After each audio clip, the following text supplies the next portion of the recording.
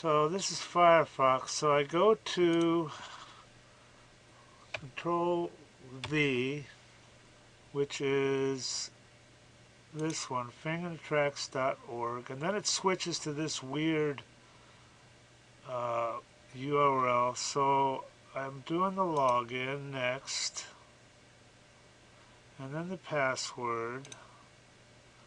And this is verify with your phone. So receive a code. Hey. 357842.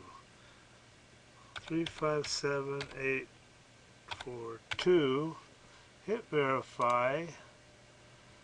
And signing into Tracks. Signing out of Tracks. Unbelievable. So gotta do it again. Next. Do the password. Get a new freaking code. Hey. 417451. 417451. And then it signing into Tracks, and this time it works. So then you got to click on this little tiny little hidden icon up here, API, download manual.